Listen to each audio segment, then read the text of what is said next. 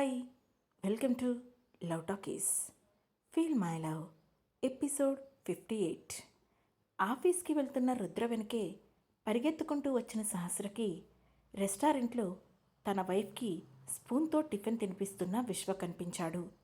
అతన్ని చూడడంతోనే షాక్తో బిగుసుకుపోయిన సహస్ర అలాగే నిలబడిపోయింది. అతను తినిపిస్తుంటే హ్యాపీగా నవ్వుతూ తింటూ కనిపిస్తోంది విశ్వ వైఫ్ రిషిక. కాసేపు వాళ్లనే గమనించిన సహస్ర అన్నీ సరిగ్గా జరుగుంటే ఇప్పుడు ఆమె ఉన్న ప్లేస్లో నేనుండేదాన్ని అని అనుకుంది. కానీ అంతలోనే చిరాగ్గా, చిచి, నేనేంటి ఇలా ఆలోచిస్తున్నాను? ఇలాంటి చీటర్కి భార్యగా అయ్యుంటే నా బ్రతుకు బస్టాండ్ అయి ఉండేది. వాడి నుండి తప్పించుకున్నందుకు నేను చాలా లక్కీ అని అనుకుంది.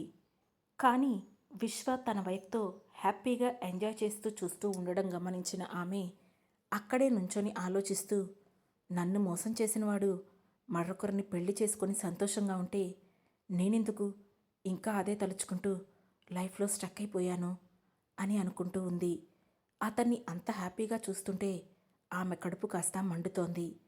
ఇంతలో తన వెనుక రావలసిన సహస్ర రాకపోవడంతో ఆగి వెనక్కి చూసిన రుద్ర మరొకసారి ఆమెను పిలవబోయి ఆమె ముఖంలో మారిన ఎక్స్ప్రెషన్ను అబ్జర్వ్ చేస్తూ కొంచెం అనుమానంగా నుదురు చెట్లించి ఆమె ఎటువైపు చూస్తుందో తాను కూడా అటువైపు తిరిగి చూశాడు రుద్ర. అక్కడ అతనికి తన భార్యతో కలిసి నవ్వుతూ ఎంజాయ్ చేస్తున్న విశ్వ కనిపించాడు. వాడిని చూడడంతోనే, ఏంటి వీడిని చూసి మళ్ళీ పాత జ్ఞాపకాల్లోకి కానీ వెళ్ళిపోయిందా? ఇప్పుడు వీడిని కలిసి మాట్లాడుతుందా ఏంటి అని నుదురు చెట్లించి సహస్ర వైపే చూస్తున్నాడు రుద్ర. సహస్ర మాత్రం విశ్వని, మరీ ముఖ్యంగా అతని స్మైల్ని రెప్పవేయకుండా చూస్తూ నిలబడిపోయింది. దాంతో రుద్ర విసుగ్గా ఫీల్ అవుతూ వెంటనే మొబైల్ తీసి తన కంపెనీ హెచ్ఆర్ డిపార్ట్మెంట్కి కాల్ చేశాడు. అవతలి వాళ్ళు కాల్ లిఫ్ట్ చేయగానే విశ్వ గురించి డీటెయిల్స్ చెప్పి అతనికి లీవ్ ఎవరిచ్చారు అని అడిగాడు. దాంతో అతను తనకున్న పిఎల్స్ యూజ్ చేసుకున్నాడు సార్ అని చెప్పారు వాళ్ళు. దాంతో వెంటనే రుద్ర సీరియస్ అవుతూ, అతను రేపు ఉదయం ఆఫీస్ టైంకి ఆఫీస్లో ఉండాలి. వెంటనే అతని లీవ్స్ క్యాన్సిల్ చేయండి. తను కనుక ఆఫీస్కి టైంకి రాలేదు అంటే మాత్రం వెంటనే నేను ఇంతకు ముందు చెప్పిన ప్లాన్ను ఇంప్లిమెంట్ చేసేయండి. వాడు ముందుకు వెళ్ళలేక వెనక్కి వెళ్ళలేక చావాలి. అతనికి నన్ను ట్యాగ్ చేస్తూ ఇమీడియట్గా మెయిల్ చేయండి అని చెప్పి ఫోన్ పెట్టేశాడు రుద్ర. ఆ మాటలు పూర్తిగా వినిపించకపోయినా రుద్ర వాయిస్ మాత్రం చెవిన పడడంతో ఈ లోకంలోకి వచ్చిన సహస్ర తల తిప్పి రుద్ర వైపు చూసింది. ఆమె వైపే చూస్తున్న రుద్ర, ఏంటి నీ ప్రియమైన మాజీ లవర్ని చూసి వాడి పక్కనున్న ఆ అమ్మాయిని చూసి ఫీల్ అవుతున్నావా? ఆ అమ్మాయి ఉండాల్సిన ప్లేస్లో నువ్వు ఉండాలని అనుకుంటున్నావా? ఆ అదృష్టాన్ని కోల్పోయానని బాధపడుతున్నావా అని వరుసగా అడిగాడు రుద్ర. అతని మాటలకు కోపం వస్తుండగా, అలాంటి అనవసరమైన చెత్త విషయాల గురించి నేను ఆలోచించడం లేదు సార్. ఇక మన ఆఫీస్కి వెళ్దామా అని గంభీరంగా అడిగింది సహస్ర. వెళ్దాం, కానీ ఒక 5 నిమిషాలుండు. వాడిని కూడా ఇక్కడి నుంచి పంపించి వెళ్దాం అని అన్నాడు రుద్ర. ఇప్పుడు వాడిని ఇక్కడి నుంచి ఎలా పంపిస్తారు సార్? అయినా వాడిని పంపించాల్సిన అవసరం మనకేముంది? వాడి బ్రతుకు వాడు బ్రతుకుతున్నాడు. అనవసరంగా వాడిని చూసి కాస్త ఎమోషనల్ అయ్యాను. ఇప్పుడు అవేమీ అవసరం లేదు సార్, వదిలేయండి, మన ఆఫీస్కి వెళ్దాం రండి అని అంది సహస్ర. ఇంతలో రుద్ర మొబైల్కి మెయిల్ వచ్చింది. అది ఓపెన్ చేసిన రుద్ర ఈవిల్ స్మైల్ ఇస్తూ ఎదురుగా ఉన్న విశ్వ వైపు చూశాడు. అప్పుడే మొబైల్లో మెయిల్ ఓపెన్ చేసిన విశ్వ అది చూసి కంగారు పడిపోతూ తన వైఫ్కి ఏదో చెప్పాడు. దాంతో ఆమె ఒక్కసారిగా సీరియస్ అవుతూ అతని మీద అరవడం మొదలుపెట్టింది. ఆమెను కూల్ చేయలేక ఇబ్బంది పడుతూ అటూ ఇటూ చూస్తూ టెన్షన్ పడిపోతున్నాడు విశ్వ. తాను అనుకున్నది జరగడంతో నవ్వుకుంటూ, ఇక వెళ్దామా అని అన్నాడు రుద్ర. అదంతా చూసిన సహస్ర, మీరేం చేశారు సార్? ఇప్పటి వరకు వాళ్ళిద్దరూ చిలక గోరింకల్లా ఒకరితో ఒకరు హ్యాపీగా ఎంజాయ్ చేస్తున్నారు, ఇప్పుడేమో సడన్గా ఫైట్ చేసుకుంటున్నారు అని అయోమయంగా అడిగింది సహస్ర. ఏదో ఒకటి చేశానులే, వాడు నా ఎంప్లాయ్, నేను ఆడించినట్లు ఆడాల్సిందే అని చెప్పి వెళ్ళి కారులో కూర్చున్నాడు రుద్ర. దాంతో సహస్ర కూడా వెళ్ళి అతని పక్కనే కూర్చుంటూ అప్రయత్నంగా విండోలో నుంచి బయటికి చూసింది. అప్పటికే హోటల్ నుంచి తన భార్యతో సహా బయటికి వచ్చిన విశ్వ పక్కనే ఉన్న తన భార్య తిడుతున్న తిట్లను కూడా పట్టించుకోకుండా సహస్ర రుద్ర కలిసి కారెక్కి వెళ్ళడాన్ని చూస్తూ నుంచున్నాడు. అతని కళ్ళలో కోపం స్పష్టంగా తెలుస్తుంటే ఎందుకో సహస్రకి తన ఈగో సాటిస్ఫై అయినట్లు అనిపించింది. దాంతో మనసులోనే రుద్రకి థ్యాంక్స్ చెప్పుకొని ఒక కేర్లెస్ లుక్ విశ్వకి పడేసి కారులో వెనక్కి వాలింది సహస్ర. ఆమె ఎక్స్ప్రెషన్స్ గమనిస్తున్న రుద్రకి కూడా సంతోషంగా అనిపించింది. ఆ తర్వాత కాసేపటికి ఇద్దరూ ఆఫీస్ ముందు కారు దిగి లోపలికి వెళుతుంటే ఒక్కసారిగా కాలు స్లిప్ అయ్యి కింద పడబోయింది సహస్ర. వెంటనే ఆమె చెయ్యి పట్టుకొని ఆపేసిన రుద్ర, ఏంటి ఇందాకడి నుంచి ఒకటే కింద పడిపోతున్నావు, ఒంట్లో ఓపిక లేదా అని అడిగాడు.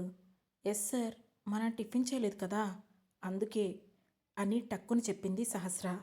దాంతో ఆమెను చూసి ఏం టైమింగ్ తల్లి అని మనసులోనే అనుకున్న రుద్ర, ఇక్కడే మన క్యాంటీన్ ఉంటుంది, వెళ్ళి తినేసిరా.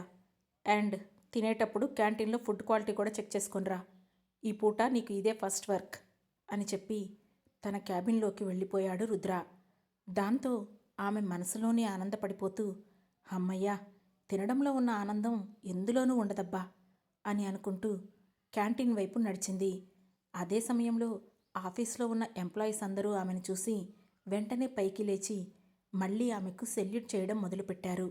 అది చూసి ఆమె లోపలే విసుక్కుంటూ, మీ సెల్యూట్ తగలయ్యా, ఏంటి నాకిది, ఆహా ఏంటిది అంట, ఒక్కొక్కసారి రెస్పెక్ట్ కూడా భరించలేనబ్బా అని మనసులోనే అనుకున్న సహస్ర క్యాంటీన్కి వెళ్ళిపోయింది.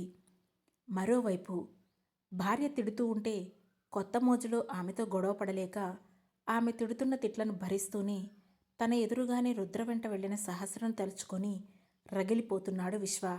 అతనికి ఎందుకో తన ఈ పరిస్థితికి కారణం సహస్ర అనే అనిపించింది. అప్పటికే రిటర్న్ టికెట్స్ కూడా బుక్ చేసుకోవాల్సి వచ్చింది విశ్వకి. నిజానికి ఆ రోజు తెల్లవారుజామునే వాళ్ళు హనీమూన్ కోసం ఇటలీ వచ్చారు. ఇక ఇప్పుడు పడక సహస్ర కంటిలో పడి ఆమె బాధకి కారణమవడంతో రుద్రకోపానికి బలై తిరిగి మళ్ళీ ఆఫీస్కి వెళ్లాల్సిన పరిస్థితి వచ్చింది. అందుకే ఇప్పటికిప్పుడు తీసుకువచ్చి మళ్ళీ వెంటనే ఆఫీస్ అని తీసుకెళ్తున్న విశ్వ మీద కోపంతో ఊగిపోతోంది అతని భార్య రిషిక. ఆమె అరుపులు భరిస్తూనే సహస్రం మీద కారాలు మిరియాలు నూరుతూ, ఒసే సహస్ర, మంచితనంగా నిన్ను వదిలేశాను, పెళ్ళయింది కదా కాస్త గ్యాప్ ఇద్దామని అనుకున్నాను, కానీ నువ్వు నన్ను ఆ గ్యాప్ ఇవ్వనిచ్చేలా లేవు, నీ సంగతి బెంగళూరులో చూసుకుంటాను అని పళ్ళు పటపటా కొరుకుతూ అనుకున్నాడు. ఇక మరోవైపు క్యాంటీన్కి వెళ్ళిన సహస్ర అక్కడ ఫుడ్ టేస్ట్ చేస్తూనే క్వాలిటీ కూడా చెక్ చేయడం మొదలుపెట్టింది. అక్కడున్న ఎంప్లాయీస్ అందరూ ఆమె పట్ల చాలా రెస్పెక్ట్తో ఉన్నారు. కాసేపటికి తాను తినడం పూర్తి చేసిన సహస్ర, ఈరోజు రుద్ర సార్ కూడా టిఫిన్ చేయలేదు, అతని కోసం కూడా టిఫిన్ తీసుకెళ్తాను అని అనుకుని రుద్ర కోసం కూడా టిఫిన్ ప్యాక్ చేయించుకొని తీసుకొని వెళ్ళింది. ఆమె అలా టిఫిన్ తీసుకొస్తుందని ఆల్రెడీ ఎక్స్పెక్ట్ చేసిన రుద్ర పైకి మాత్రం ఏంటిది అని సీరియస్గా అడిగాడు. మీరు టిఫిన్ చేయలేదు కదా సార్, అందుకే మీకోసం కూడా తీసుకొచ్చాను అని అంది సహస్ర. ఇది ఆఫీస్, మన ఇల్లు లేదా బెడ్రూమో కాదు, నువ్వు ఇలా ఒక సర్వర్లా ఫుడ్ తీసుకురావడం అస్సలు బాలేదు అని అన్నాడు రుద్ర. ఆ మాటకు కోపం వచ్చినా కూడా సహస్ర తమాయించుకొని, మరేం పర్వాలేదు సార్, ఒకరి కడుపు నింపడం కోసం సర్వర్ అయినా పర్లేదు, ఇంకేమైనా పర్లేదు, ముందు మీరు తినండి, ఇప్పటికే చాలా టైం అయింది అని చెప్పింది సహస్ర. ఆమె మాటలకు ఒక క్షణం సైలెంట్గా చూసిన అతను ఆ తర్వాత మౌనంగా లేచి వెళ్ళి హ్యాండ్ వాష్ చేసుకొని ఆమె తీసుకొచ్చిన టిఫిన్ తింటూ, క్యాంటీన్ ఎలా ఉంది, అంతా ఓకేనా అని అడిగాడు. అంతా ఓకే సార్, మంచి టేస్టీ ఫుడ్ చేస్తున్నారు అని అంటూనే రుద్ర వైపు చూసి ముసిముసిగా నవ్వింది సహస్ర. ఏంటి, ఏమైంది, ఎందుకలా నవ్వుతున్నావు అని నిదురు చెట్లిస్తూ అడిగాడు రుద్ర. మీరు తింటున్న ఇడ్లీ చట్నీ మీ మీసాల్లో ఇరుక్కుపోయింది అని నవ్వుతూ చెప్పింది సహస్ర. దానికి నవ్వుతారా, వచ్చి తీయాలి కానీ అని అన్నాడు రుద్ర. ఏంటి, నేను తీయాలా, అంత లేదు సార్, మీరే తీసుకోండి అని మొహం అదోలా పెట్టి చెప్పింది సహస్ర. మొహం అలా పెట్టావంటే మొహం పగిలిపోతుంది సహస్ర, నువ్వు నా పర్సనల్ అని ఒత్తి పలుకుతూ అసిస్టెంట్వి, కాబట్టి ఖచ్చితంగా నా పర్సనల్ వర్క్ కూడా చూడాలి. రా వచ్చితి అని అన్నాడు రుద్ర. దాంతో విసుక్కుంటూనే టేబుల్ మీద ఉన్న టిష్యూ తీసుకొని రుద్ర దగ్గరికి వెళ్ళింది సహస్ర. ఆమె ఎప్పుడైతే దగ్గరగా వచ్చిందో వెంటనే అతను తన సీట్లో వెనక్కి వాలాడు. అతను అలా వెళ్ళడంతో, సార్ ఇది టూ మచ్, మీరు అలా వెళ్తే నేనెలా క్లీన్ చేయాలి అని అడిగింది సహస్ర. నువ్వు నవ్వకుండా ఉంటే నేను హ్యాండ్ వాష్ చేసుకునేటప్పుడు క్లీన్ చేసుకునేవాణ్ణి, కానీ నువ్వు నవ్వావు, నా ఈగో హర్ట్ అయింది. అది సాటిస్ఫై అవ్వాలంటే నేను ఇలాగే చేస్తాను. నువ్వు ఎలా క్లీన్ చేస్తావో నాకు తెలియదు, కానీ మొత్తం నీట్గా క్లీన్ అయిపోవాలి అని చెప్పాడు రుద్ర. ఓ మై గాడ్, నా నోరు తిన్నగా ఉండదు కదా, ఇతనికి అనవసరంగా చెప్పాను అని మనసులోనే తల కొట్టుకుంటూ కాస్త అతని మీదకి వంగి టిష్యూతో అతని మీసాలు తుడవడానికి చేతుల్ని దగ్గరగా తీసుకువెళ్ళింది సహస్ర. ఆమె ఎంత దగ్గరగా వస్తుంటే అతను అంతగా వెనక్కి వెళుతున్నాడు. ఇంచుమించు అతని మీదకి వాలిపోతూ కాసేపు ట్రై చేసిన సహస్ర చివరికి అసహనంగా ఫీల్ అవుతూ, సార్ ప్లీజ్ మీరు స్టడీగా కూర్చుంటారా లేదా అని అడిగింది. సరే అంటూ ఆ మాటతో రుద్ర స్టడీగా కూర్చున్నట్లే కూర్చున్నాడు. దాంతో అమ్మయ్య అనుకొని అతని పెదవిపై ఉన్న మీసాన్ని క్లీన్ చేయబోయిన సహస్ర ఒక్కసారిగా అతను వెనక్కి వాలేసరికి స్లిప్ అయ్యి అతని మీద పడిపోయింది. దాంతో అప్రయత్నంగానే ఇద్దరి పెదవులు టచ్ అయ్యాయి. దాంతో ఒక క్షణం ఆమెను వడిసి పట్టుకున్న రుద్ర ఆ క్షణం పాటు ఆమె ముద్దుని ఆస్వాదించి వెంటనే మొహం పక్కకి తీసి, ఎలాగైనా తొడవమన్నాను కదా అని ఇలా మీద పడి నా మీద దొర్లుతూ ముద్దులిస్తూ తొడవాల్సిన అవసరం లేదు అని అన్నాడు. ఆ మాటతో కోపంగా, నేను కావాలని మీ మీద పడలేదు సార్, స్లిప్ అయి పడ్డాను అని చెప్పింది సహస్ర. ఇదే మాట నా మీద నుండి లేచి నుంచుని కూడా చెప్పచ్చు అని అంటూనే ఆమెను ఇంకాస్త గట్టిగా వడిసి పట్టుకున్నాడు రుద్ర. మీరు నన్ను వదిలితే నేను లేస్తాను అని పళ్ళు కొరుకుతూ చెప్పింది సహస్ర. దాంతో రుద్ర ఆమెను వదిలేశాడు. సహస్ర వెంటనే అతని మీద నుండి లేవబోతుండగా ఒక్కసారిగా తన కుర్చీని ముందుకు జరిపాడు రుద్ర. దాంతో మరొకసారి కుర్చీ కాలికి తగిలి స్లిప్ అయ్యి రుద్ర మీద పడిపోయింది సహస్ర. దాంతో వెంటనే అతను ఆమెను చూసి, ఏంటి నన్ను వదిలి వెళ్ళిపోవాలనిపించడం లేదా అని కొంటెగా అడిగాడు రుద్ర. ఆ మాటతో, సార్ మీరెందుకు ఇలా చేస్తున్నారు, కావాలని నన్ను వెనక్కి జరిపింది మీరు, నేను స్లిప్ అయ్యేలా పడేసింది మీరు అని ఆవేశంగా అంది సహస్ర. అదంతా తర్వాత సంగతులే కానీ ఈ విషయం నువ్వు మళ్ళీ లేచి నుంచొని కూడా చెప్పొచ్చు కదా అని అడిగాడు రుద్ర. దాంతో వెంటనే పైకి లేచి విసురుగా దూరంగా జరిగిన సహస్ర సారీ సార్ అని చెప్పి సడన్గా టక్కున మళ్ళీ ముందుకు వెళ్ళి రుద్రను షర్ట్ పట్టుకొని దగ్గరికి లాగి అతని మీసాన్ని గట్టిగా తుడిచింది. అది ఏమాత్రం ఎక్స్పెక్ట్ చేయని రుద్ర షాకింగ్గా ఆమె వైపే కళ్ళు పెద్దవి చేసి చూస్తూ ఉంటే వెంటనే అతన్ని షర్టుతో సహా కుర్చీలో వెనక్కి వదిలి దూరం జరిగింది సహస్ర. ఆమె చేసిన చర్య రుద్రలో షాక్ని కలిగిస్తే సహస్ర మాత్రం తన 2 చేతులు దులుపుకొని, మీ గురించి ఆలోచించి మీకు టిఫిన్ తెచ్చినందుకు నన్ను నేను తిట్టుకోవాలి అని మనసులోనే అనుకుంటూ వెళ్ళి అతని ఎదురుగా ఉన్న సోఫాలో కూర్చుంది. అప్పుడు రుద్ర సడన్గా, ఇందాక అక్కడ రెస్టారెంట్లో వాడిని చూడగానే ఎందుకలా బిగుసుకుపోయావు, ఇప్పుడు వాడికి నీకు ఏం సంబంధం లేదు కదా అని అడిగాడు రుద్ర.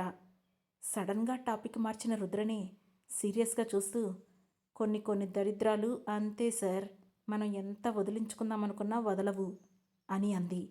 దాంతో ఒక కన్ను పైకెత్తి ఆమె వైపు చూస్తూ, అంటే నువ్వు ఎవరినంటున్నావు, అతని మీద వంక పెట్టి నన్నంటున్నావా అని సీరియస్గా అడిగాడు రుద్ర. ఆ మాటతో సహస్ర, అది కూడా ఒక రకంగా నిజమే, అయినా మిమ్మల్ని మాత్రం డైరెక్ట్గా అనలేదు కదా సార్ అని గొణుగుతున్నట్లుగా అంది. ఆ మాట విని, ఏంటి ఏమన్నావు అని గద్దించినట్లుగా అడిగాడు రుద్ర. దాంతో సహస్ర తడబడుతూ, ఏం లేదు సార్, నేను మిమ్మల్ని ఏమీ అనలేదు అని అంది. దాంతో రుద్ర ఒక్క క్షణం ఆమె వైపు సూటిగా చూసి, సరే ఆల్రెడీ నీ మెయిల్కి చేయాల్సిన వర్క్ అంతా సెండ్ చేశాను, వెళ్ళి వర్క్ చేయి అండ్ ఎల్లుండికి ఇండియాకి టికెట్స్ కూడా బుక్ చేయి అని చెప్పాడు రుద్ర. అదేంటి ఎప్పుడు ఇతనే కదా బుక్ చేస్తాడు, ఈసారి నాకు చెబుతున్నాడు అని అనుకుంటూనే అతను చెప్పిన పనిని చెయ్యడం మొదలుపెట్టింది సహస్ర. మరోవైపు సురభి ఒక్కొక్క మూమెంట్ను గమనిస్తూనే ఉంది మౌనిత. ఆమె మనుషులు సురభిని ఫాలో అవుతూనే ఉన్నారు.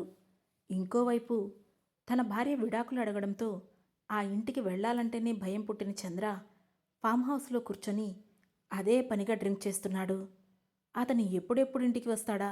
అతనితో త్వరగా తన జీవితం గురించి కొన్ని ముఖ్యమైన విషయాలు తేల్చుకోవాలని ఫిక్స్ అయిన మౌనిత అతని కోసం ఎదురుచూస్తూనే ఉంది. ఎప్పటికో తెల్లవారుజామున ఫుల్గా డ్రింక్ చేసి తూగుతూ ఇంటికి వచ్చాడు చంద్ర.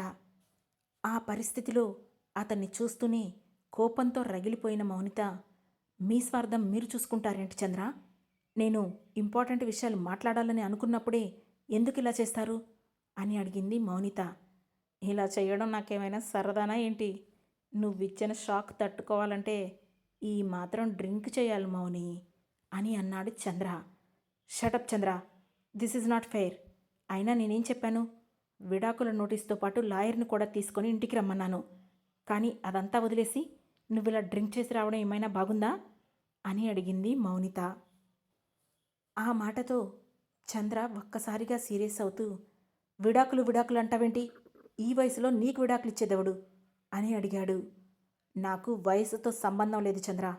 మనిద్దరి మధ్య ఏ బంధమూ లేదు. ఆ విషయం మీకు నాకు బాగా తెలుసు. అండ్ నాకు వెంటనే డివోర్స్ కావాలి. ముందు ఆ సంగతి చూడు. ఆ తర్వాతనే నీ ప్రజా పరిపాలన, నీ ఉద్యోగం, నీ మినిస్ట్రీ పదవి అని అంది మౌనిత. ఏంటి బెదిరిస్తున్నావా అని అడిగాడు చంద్ర. నువ్వేమనుకున్నా పర్వాలేదు. ముందు మర్యాదగా నేను చెప్పింది చెయ్యి. నాకు వెంటనే విడాకులు కావాలి. ఈ ఫ్యామిలీ నుంచి నేను విడిపోవాలని అనుకుంటున్నాను అని అంది మౌనిత. ఆ మాట అతనిలో ఉన్న మత్తును వదిలిస్తుంటే ఒక్కసారిగా నీరసపడిపోతూ, ఇప్పుడు నీకు అంత కష్టమేం వచ్చింది మౌని? నేను నిన్ను బాగా చూసుకోవడం లేదా అని అడిగాడు చంద్ర. మీరు చూసుకోవట్లేదని నేను అనడం లేదు. కానీ ఇన్ని రోజులు నేను చేసిన తప్పును ఇంకా చెయ్యాలని మాత్రం అనుకోవడం లేదు. ఆ తప్పేంటో మీకు క్లియర్గా తెలుసు. కాబట్టి నా దారిన నేను వెళ్ళిపోవాలనుకుంటున్నాను. నాకు డివోర్స్ కావాల్సిందే అని అంది మౌనిత. నువ్వెలా వెళ్తావు? నీ పిల్లలు లేకుండా నువ్వు ఎక్కడికి వెళ్ళలేవు. ఇది మొదటి విషయమైతే ఇప్పుడు నేను నిన్ను వదిలేసి నా పరువు నేను తీసుకోలేను. ఇది రెండో విషయం. కాబట్టి విడాకుల గురించి మర్చిపోయి ఇప్పటి వరకు నేను నీకు ఇచ్చిన స్వేచ్ఛని ఎలా ఎంజాయ్ చేశావో అది మాత్రమే ఎంజాయ్ చేసుకో. నువ్వు ఇది మాత్రమే ఆలోచించాలి అని అన్నాడు చంద్ర. మీ మాట మీదే కానీ నా మాట వినరా? ఇన్ని సంవత్సరాలు అంటే బ్లైండ్గా బ్రతికేశాను. కానీ ఇప్పుడు నా పిల్లలు పెద్దవాళ్ళయ్యారు. నేను వాళ్ళకి సమాధానం చెప్పుకోలేకపోతున్నాను. అయినా ఇదంతా అనవసరం. నాకు డివోర్స్ కావాలి. ఇది మాత్రమే చెబుతున్నాను. నేను చెప్పింది చేయడమే మీ డ్యూటీ అని అంది మౌనిత. ఆ పని నేను చెయ్యను. ఏమైనా ఉంటే వెళ్ళి మంచంలో ఉన్న మీ నాన్నతో మాట్లాడుకో అని తెగేసి చెప్పాడు చంద్ర. విషయం మీకు నాకు మధ్య నేనెందుకు మా నాన్నతో మాట్లాడాలి అని అడిగింది మౌనిత. ఎందుకంటే నిన్ను నాకు అంటగట్టింది ఆయనే. కనుక వెళ్ళి ఏమైనా ఉంటే ఆయనతో మాట్లాడుకో. ఇన్ని సంవత్సరాలు నువ్వు చెప్పినట్లు వింటూ ఉన్నాను కదా అని ఇప్పుడు కూడా నువ్వు చెప్పింది వింటానని అనుకుంటున్నావా? అది జరగని పని అని ఆవేశంగా అన్నాడు చంద్ర. ఎలా జరగదో నేను కూడా చూస్తాను అని రుసరుసలాడింది మౌనిత. నీకు తోచింది చేసుకో. కానీ ముందు నాకు ఒక విషయం చెప్పు. నిన్ను సురభతో మాట్లాడమని చెప్పాను కదా, మాట్లాడేవా? ఏమంది అని అడిగాడు చంద్ర. మాట్లాడాను. దానికి చాలా పొగరు పట్టింది. అది నేను చెప్పిన మాట వినకుండా నన్ను ఎదిరించి మాట్లాడుతోంది. అందుకే ఇక దానికి నాకు ఏం సంబంధం లేదని చెప్పేశాను అంటూ తాను సురభితో ఏం మాట్లాడిందో, అలాగే ఆమె అకౌంట్ను ఎలా క్లోజ్ చేయించింది, ఆ తర్వాత సురభిని హాస్టల్ నుంచి వాళ్ళు గెంటేసింది, వీరేంద్ర వచ్చి సురభిని తీసుకువెళ్లడం వరకు అంతా పోసగుచ్చినట్లు అతనితో చెప్పింది మౌనిత. అదంతా విన్న చంద్రమత్తు ఒక్కసారిగా వదిలిపోతుండగా విపరీతమైన కోపం రావడంతో మొట్టమొదటిసారిగా మౌనితని లాగిపెట్టి ఒక్కటి కొట్టాడు. ఆ దెబ్బ ఊహించని మౌనిక 2 రౌండ్లు తిరిగి కింద పడిపోయింది. ఆ తర్వాత ఏం జరగబోతుంది? మొదటిసారి తన భర్త చేతి దెబ్బతిన్న మౌనిత అతనికి డివోర్స్ ఇస్తుందా? ఏం జరుగుతుందో తెలుసుకోవాలనుకుంటే వెంటనే మన లవ్ టాకీస్ ఛానల్ను సబ్స్క్రైబ్ చేసుకొని ఫీల్ మై లవ్లోని నెక్స్ట్ ఎపిసోడ్ను వినండి. మా ఈ కథ మీకు నచ్చినట్లయితే వెంటనే లైక్ చేసి, షేర్ చేసి, కామెంట్ చేసి మమ్మల్ని సపోర్ట్ చేయండి. Thank you. Thanks for watching.